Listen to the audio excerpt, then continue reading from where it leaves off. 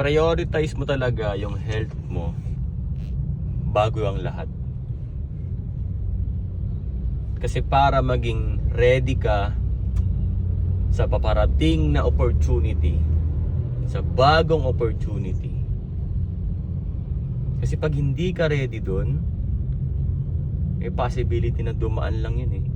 So sayang yung opportunity na malaki na yun. So kailangan mo maging ready sa kung anong gusto mo. For example, gusto mo maging bilyonaryo. So kailangan maging utak bilyonaryo ka. Malakas yung katawan mo na harapin yung mga problem. Sabi sa akin ni DK, kailangan ready ka pag nandyan na yung opportunity. So ginagawa ko, nag-aaral ako, mas pinapalalim ko pa yung kaalaman ko sa mundo, sa business, sa tao, sa pera, sa pagkain, lahat talaga. Lahat ng gagawin ko is yung ikaka-improve ko lang. Sa pagkain, sa pinapakinggan, sa damit.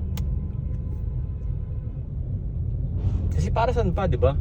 Kung yung oras mo is sinasayang mo lang sa mga bagay na hindi ka naman nag-i-improve. Sa mga bagay na puro happiness lang, hindi ka naman mag-i-improve sa happiness eh. Mag-i-improve ka sa hard work, sa struggles, sa stress, sa trauma. Doon ka mag-i-improve eh. Sa lahat ng hindi masayang gawin. Sabi niya pa sa akin, gawin mo yung mga ayaw mong gawin. Kasi doon ka mag-i-improve. For example, sa umaga, ayaw mo magligpit ng gamit na pinaghigaan mo, gawin mo siya. Ayaw mo maligo ng maaga, gawin mo siya. Ayaw mo uminom ng mainit na tubig, gawin mo siya. Tapos yung mga gusto mo namang gawin, huwag mong gawin. Diba? Gusto mo mag-phone, huwag mo siyang gawin. Gusto mo kumain ng matamis, huwag mo siyang gawin. Moderate lang. Lahat kabaliktaran eh. Diba? Kailangan natin maging ready sa mga bagong opportunity na parating. At i-ready mo yung sarili mo sa kung anong gusto mo. Diba? Ano ba talaga ang gusto mo ngayon? Oh, gusto ko maging bilyonaryo eh. So, nire-ready ko yung sarili ko.